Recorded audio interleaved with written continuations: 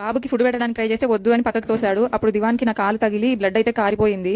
సరే ఇంకా మీరు ఇంతకు ముందు నేను వీడియోలో చూపించాను కదా, బెల్లం ఇది నార్మల్ బెల్లం కాదు తాటి బెల్లం అని పగలగొట్టి ఒక డబ్బాలో స్టోర్ చేసుకున్నా. దాన్ని నేను రాగిసరిలో అయితే తాగుతాను. హస్బెండ్ సాల్ట్ వేసుకొని తాగేస్తారు, బట్ నేను అలా తాగలేను. రాగిసరి హెల్త్కి మంచిది. టీ కాఫీ బదులు ఇలాగ ట్రై చేయండి. అది అయ్యాక మేము నెక్స్ట్ డిమార్ట్కి బయలుదేరిపోయాము. ఎంత జనం అంటే కుక్క జనాలు ఉన్నారు. స్కూటీ కారు అసలు ఏది ఎక్కడ పెట్టాలన్నా కూడా మాకు అసలు ప్లేసే లేదు. అక్కడ పక్కన టెంపుల్ ఉంటే ఆ టెంపుల్ దగ్గర పెట్టుకోమని చెప్పారు. చూడండి ఎంత పెద్ద క్యూ లైన్స్ ఉన్నాయో, జనం చాలా ఉన్నారు. ఆ డిమార్ట్ 2 ఫ్లోర్సే ఉండేది ఇంతకు ముందు. ఇప్పుడు దాన్ని ఇంకో 2 ఫ్లోర్స్ ని ఎక్స్టెండ్ చేస్తున్నారు. సో బిజినెస్ అయితే బాగా జరుగుతూ ఉన్నట్టుంది వాళ్ళకి. డిమార్ట్కి వెళ్ళాక నేను ఒక ట్రాలీ, హస్బెండ్ ఒక ట్రాలీ తీసుకున్నాము. రెండెందుకు అని చెప్పి నాది పక్కన పెట్టి ఆయన దాన్ని నమ్ముకొని అయితే తీసుకెళ్లాను.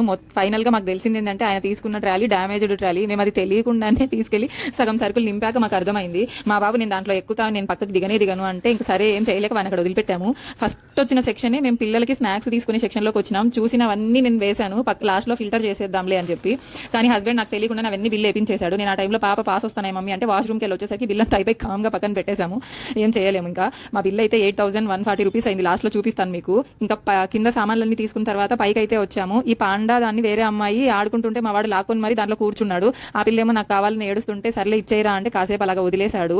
అక్కడ నుంచి ఇంకా కాంబాక్స్ కొనుక్కుంది పాప. మావాడు ఒక కాంబాక్స్ కావాలని తెచ్చుకున్నాడు. నువ్వు స్కూల్కి వెళ్ళే ఏజ్ కూడా కాదురా, పక్కన పెట్టేసేయరా అంటే సర్లే అంది. ఇక్కడ కనిపించే అమ్మాయి యూ వాంట్ బాల్ అన్నది.